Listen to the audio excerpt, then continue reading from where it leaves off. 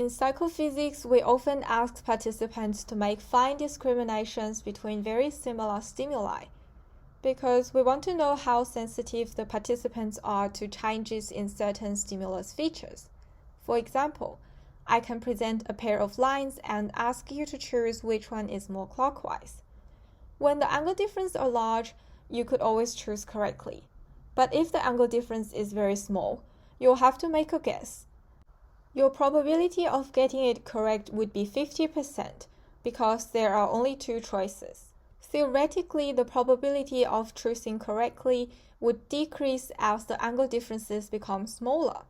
Eventually, as the angle differences become infinitely small, your correct rate would be infinitely close to 50%. However, in reality, you may get something like this. Just like flipping a coin for 10 times, there's no guarantee that you'll always get 5 heads and 5 tails. And humans are not machines. Even if the angle difference is clearly large enough, people can still make mistakes. They could have accidentally pressed the wrong button, or they might have blinked during the target presentation. There are lots of reasons why real data don't look exactly like the model, including that the model could be wrong, or more politely, not accurate enough, which is always the case. But we still want a model that is good enough so that we can calculate some numbers from it to quantify human perception. When I give the data and the model to my computer and ask for the most likely fit, this is the result. I'm not happy with the fit because I know the y-intercept shouldn't be here. You can't have a more than 50% correct rate if the coin is fair. The observers made a more than 80% correct rate when the two lines are almost parallel, which is simply because they're lucky. I can't blame the computer for this fit because it doesn't know what the numbers means. One way to improve the fit is to tell the computer more information by adding constraints to the fitting process.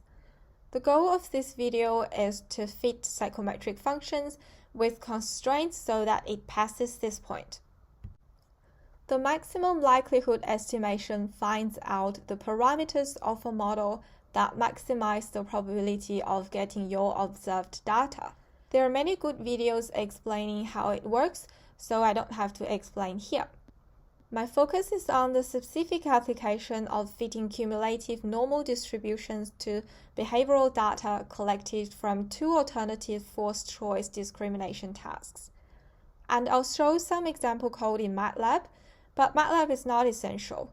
You can use any software you like, and you can also adapt these methods to an alternative forced choice tasks. To maximize the likelihood, we're going to use the MATLAB fmincon function. To use this function, we need at least 3 things: the function to minimize, the constraints, and the starting points.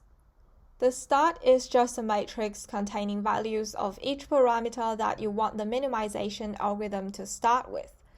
The function to minimize is the negative log likelihood function, because we want to maximize the likelihood function. This is the likelihood function spelled out. Thankfully, we don't have to manually type all these equations because MATLAB has a lot of useful built-in functions. The likelihood function is the product of the probability of getting the observed number of correct responses at each stimulus intensity, which is obtained from a set of binomial distributions. The binomial distribution is determined by the number of repetitions performed and the predicted correct rate by the model. The model is the cumulative normal distribution with some linear transformation in this case. Then we just need to log the whole thing so that it's easier to calculate, and add the minus sign so that the minimum of this function means the maximum of the likelihood function. The constraint is simply mu greater than or equal to 3 times sigma, which translates into these expressions in MATLAB. You can close this video now if this all makes sense to you. If you're not familiar with these functions or don't know why this is the constraint, don't worry, I'm going to explain. Now let's go through the likelihood calculation step by step. Remember that The observer had to discriminate the orientation between two lines. There are 7 possible angle differences, and each condition is repeated for 21 times. We collected the number of correct responses at each of the angle difference. The yellow curve is the fit without constraint, and the orange curve is the fit with constraint. Let's start from the orange curve. We can get the predicted correct rate at each of the tested angle differences. The correct rate of 0.5 and the repetition number of 21 here makes the binomial distribution. Then we can find out the probability of getting 17 correct responses from this distribution. The other 6 predicted correct rate produce 6 different binomial distributions. Then we can find out the probability of getting 16, 13, 16, 18, 21, and 20 correct responses. The product of the 7 probabilities is the likelihood of this fit. Now let's do the same thing for the yellow curve to get the negative log likelihood. Finally, why the constraint is mu greater than or equal to 3 times sigma?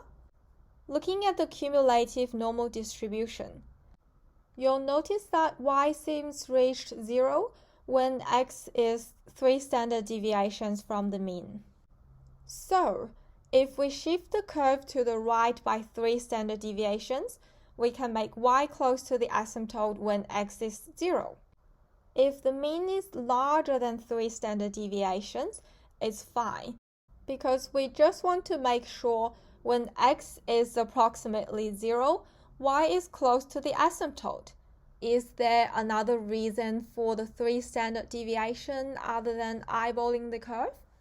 The cumulative normal distribution is the cumulation of a normal distribution. 3 standard deviations covers 99.7% area under the curve, which is a close enough solution.